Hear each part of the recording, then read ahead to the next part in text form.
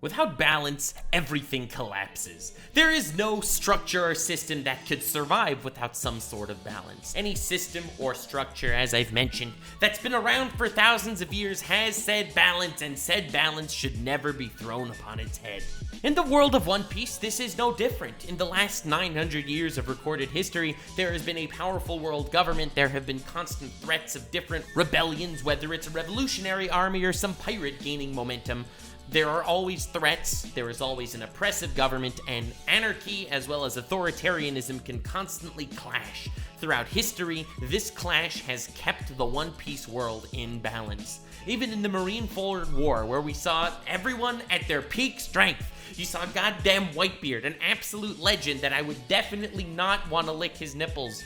And I don't know why I decided to mention that at this moment specifically, facing down against the authoritarian might of Akainu and the Marines, an entire world that's living on the brink, on the very edge, teeter-tottering, whether they are completely free or absolutely in enslavement of the government. Every world has balance, and One Piece is no different. But what if I told you that there was one character whose entire tale in this story, from the very, very first episode until the very, very last, what if his story was that he shook up the very balance of power in the very world we saw?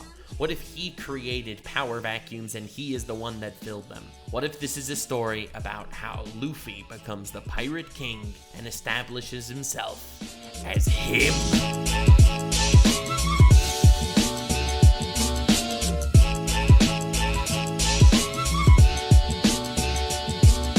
As far as menaces to society goes, I think no one deserves this level of praise like my boy Monkey D. Luffy.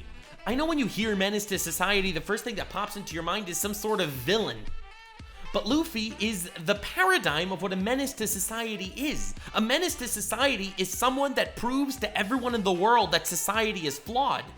And that's exactly what Luffy does again and again and again throughout the One Piece journey. If you think of what a pirate is, Luffy is not what pops into your head. But if you think what order and regulation is, Luffy is also the opposite of what pops into your head. Ironically enough, with Gear 5th being released in the manga and being one of the coolest power-ups of all time, and with Gear 5th about to release in the anime, which will probably be one of the most cataclysmically impressive anime episodes in history, I think it's so worth mentioning that his Devil Fruit, his power, his unlocking of Gear 5th is exactly the embodiment of everything that he is. He is a being that does not fit within the confines of anything that's trying to shackle him down, whether it's laws, whether it's immorality, or whether it's physics itself. This is a man that breaks every rule that's ever been created and makes new rules just to tear them down moments later. I love how in a story like One Piece, where there is no good and evil, where you can argue that Akainu wanting the freaking world to be subservient to a government, well, that's kind of good, right? Isn't obeying laws important so that people aren't just free reign going around murdering people? But he takes it to an extreme that's so strong it completely limits the freedom of everyone around them. Whereas you have the complete polar opposite of Akainu, someone like Blackbeard, for example, who's an absolute anarchist. He believes the strong should take. Ironically enough, Blackbeard is the largest proponent to freedom in the entire One Piece world, but with complete freedom, completely devoid of any form of morality, you devolve into complete destruction where only someone like Blackbeard can survive. And yes, Blackbeard is also a menace to society. I might be talking about him later at some point, who knows? But in my humble opinion, Blackbeard embodies what a pirate is, at least as far as the outside looking in. When you think of a pirate, you think of someone that basically does whatever the hell they want, that thinks they are owed everything, and that wants to become the very, very best, the best there ever was. To catch them is his real test, and to train them is his cause. When you think of a pirate, I don't think the first thing that pops into your mind is someone like Luffy, someone who believes in friendship, someone who has incredibly powerful morals to adhere to, and I think that's precisely why he is the ultimate menace to society in an anime protagonist. Because no matter what society he walks in, he is a very menace to whatever that is. Whether it's Marines or pirates, he threatens everyone's way of life with his completely emboldened, unshakable philosophy and ideology that he is going to stamp all over what they think because he doesn't believe it to be right. He is the perfect paradigm of a menace to society. When I mention that Luffy's a menace to society, my guess is the first thing that pops into your head is potentially one of the most epic scenes in shonen history, where Luffy and his squad is standing there facing down the world government at Impel Down. All the decks are stacked against our boys. We got a couple of dudes here, just some guys being dudes, standing on some buildings being like, you took our friend and we want her back. The government is unwavering and unshaking. No one has ever escaped a Buster Call, let alone Enies Lobby. This place is a goddamn fortress. No one's ever been able to survive this. This is something that is a damn fact in the world of One Piece.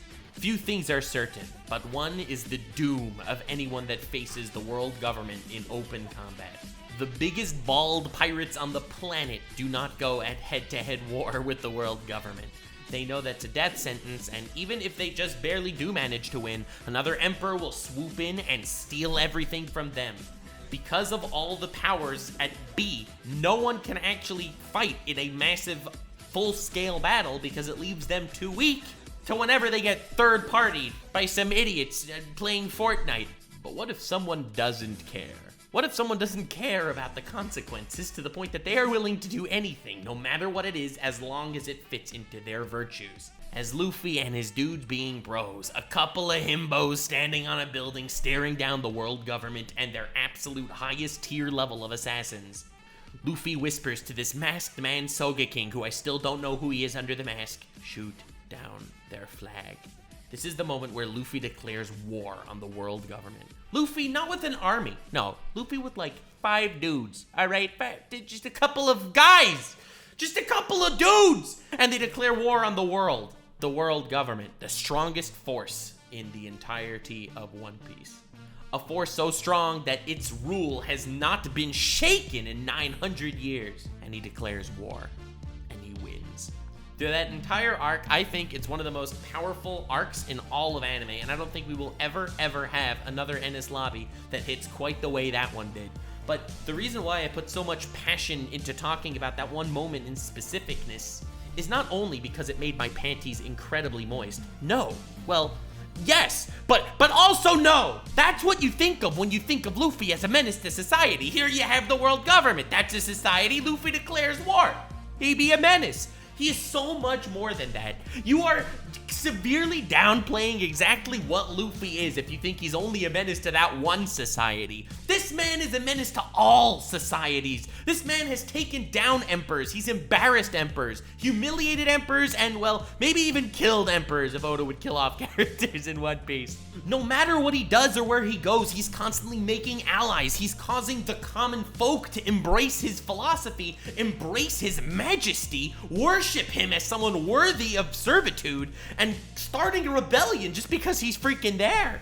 A menace to society is someone who walks in to Dressrosa when there's a massive tournament of dozens of different fleets, and when he leaves Dressrosa, they are all adorning his flag. A menace to society is someone who walks into Wano, a country that has been secluded forever, and walks out when it's acting now as a free nation in entirety. A menace to society is someone who walks into a society with 4 powerful emperors, a world government, the Marine Corps, the Revolutionary Army, and he changes the very history of the world he's in. The status quo is no longer quo! I'm sorry, I really just had to harp on this point in specificality, because every time I hear someone talk about Luffy, that he's a good guy, that he's freaking political in some way or another, dude, you so don't understand everything and how terrifying Luffy truly is.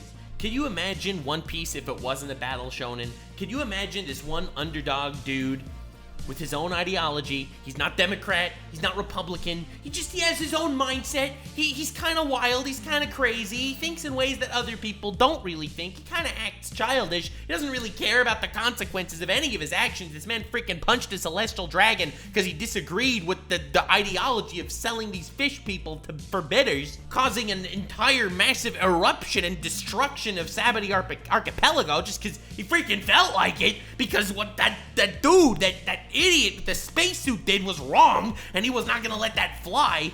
The fact that this man's gonna go up against a literal god like Enel in a place that has no impact at all on his journey to become Pirate King, because how dare Enel pronounce himself as the divine ruler of these people? Someone that thinks that way, someone that doesn't act out of self-interest. Can you imagine this single dude becoming the president of the United States? If that's not the most destructive powerhouse in the history of politics, I don't know what is. That is a menace to society. He shook everything that everyone knew to its very core, and he is slowly but surely making such a powerful mark on the world that it will not be the same after his sandals get lifted from the balls of his enemies. Luffy isn't just a dude being bro and he ends up strong, and because of his strength he manages to pull off incredible things. It's Luffy's mindset, it's his ideology, and the actions that he takes to prove that he's not acting purely in some sort of self-serving fashion. It's the fact that he does things and says things that resonate with people to their core, because this man is speaking the truth. It's the fact that this man is changing the world he is walking on. That's what makes Luffy him. He's this dude who came from nothing in some hick town village of nothingness. He has some random devil fruit power that's not even on the radar as something dangerous until way later when we find out that it is. He's someone that has the odds against him every step of the way because he is moral, because he is not willing to backstab, to pilfer, plunder, and pillage. But because of his genuineness, because of him being who he truly is and fighting for what he truly believes in, he ends up becoming much more of a menace to the very workings of every society in the One Piece world. On the one hand, you could say he's like a Kainu. He is someone who doles out justice. And on the other hand, you could say he's like Blackbeard. He doesn't believe that anyone should be subservient to anyone but themselves. Luffy is the perfect blend of everything, which makes him a complete terror to every antagonist in the story. I have never seen a world that has built up everything to such an incredible degree. I think One Piece has probably the best world building of any story I've ever read. And every single society, faction, and character that we bump into along the way has one thing in common. Luffy is an absolute menace to their way of life, and their world will forever